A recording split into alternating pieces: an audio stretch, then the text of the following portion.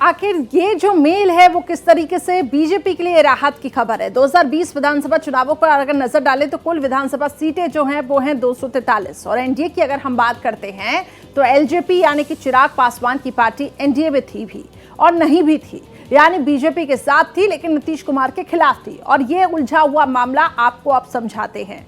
JDU के जो प्रत्याशी वो 115, बीजेपी के प्रत्याशी उस समय 110, एलजेपी के प्रत्याशी 135, जेडीयू को उस दौरान 43 सीटें मिली, एलजेपी को यहां पर 1 सीट मिली, बीजेपी को जो सीटें मिली वो थी 74। तो जेडीयू का वोट प्रतिशत हुआ 15.39%, बीजेपी का जो वोट प्रतिशत था वो था 19.46%। इसी के साथ एलजेपी का जो वोट प्रतिशत है वो रहा 5.66%। तो ये आपको हम बता रखे हैं। अब 2020 बिहार विधानसभा चुनावों का गणित भी समझा देते हैं। एलजेपी ने बीजेपी के खिलाफ प्रत्याशी खड़े नहीं किए थे, जेडीयू के खिलाफ एलजेपी के प्रत्याशी थे। एलजेपी ने जेडीयू का भारी नुकसान यहां पर किया था। तो 2020 बिहार विधानसभा चुनाव में कुछ ऐसी तस्वीरें देखने को मिली थी। अब इसलिए कहा जा रहा है कि चिराग ने जिस तरीके से नीतीश कुमार के साथ जो जिस तरीके से इनका मनभेद और मतभेद सुलझ गया है, ये बीजेपी के लिए राहत है।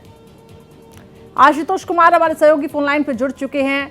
आशुतोष, मतभेद मनभेद सब दूर हो चुके हैं, बीजेपी के लिए राहत।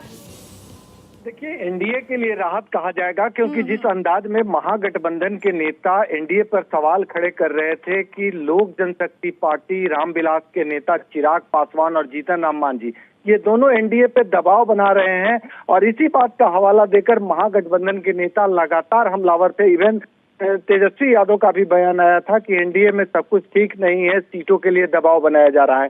तो आज मुख्यमंत्री नीतीश कुमार और चिराग पासवान के इस मुलाकात को एक तरह से कहें एनडीए में सब कुछ का पटाक्षेप हो जाना माना जा रहा है और ये माना जा रहा है कि नीतीश कुमार और चिराग पासवान आमने सामने बैठकर जो गिला शिकवा था उसको दूर किए हैं। करीब 1 घंटे तक ये मुलाकात चली है और इस मुलाकात के दौरान किस रणनीति के तहत 2025 के चुनाव लड़ने हैं, कहां कौन से सीट किसके लिए बेहतर होगा, इस पर भी विचार विमर्श हुआ है। जो सूत्र बता रहे हैं उसके मुताबिक भरसक कोशिश जेडीयू के तरफ से की गई है कि चिराग पासवान को खुश रखा जाए, क्योंकि चिराग पासवान की नाराजगी बीजेपी से नहीं थी, जेडीयू से थी पिछले चुनाव में।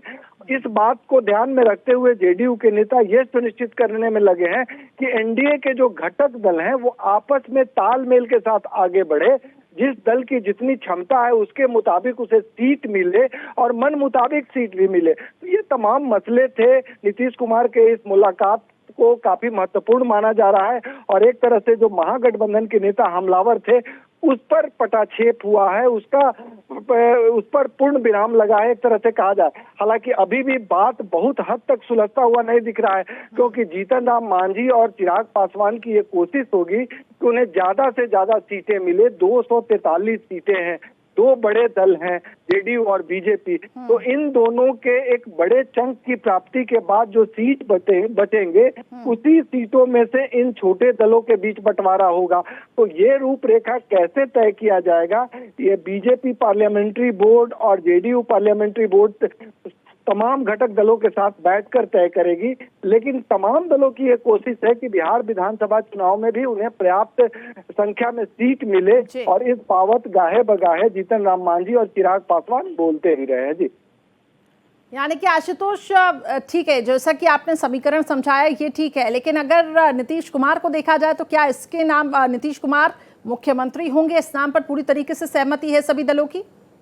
देखिए, अभी कोई विकल्प ऐसा नहीं है। नीतीश कुमार के नेतृत्व में चुनाव लड़ा जाएगा, ये बीजेपी साफ कर चुकी है, केंद्रीय गृह मंत्री साफ कर चुके हैं। तो बीजेपी सबसे बड़ी पार्टी होने के नाते जो तय करेगी, इन सहयोगी पार्टियों को इस बात को माननी होगी। दूसरी रही बात सीट शेयरिंग को लेके, तो बीजेपी से नाराजगी कम, जेडीयू से नाराजगी इन दोनों दलों को ज्यादा रही है।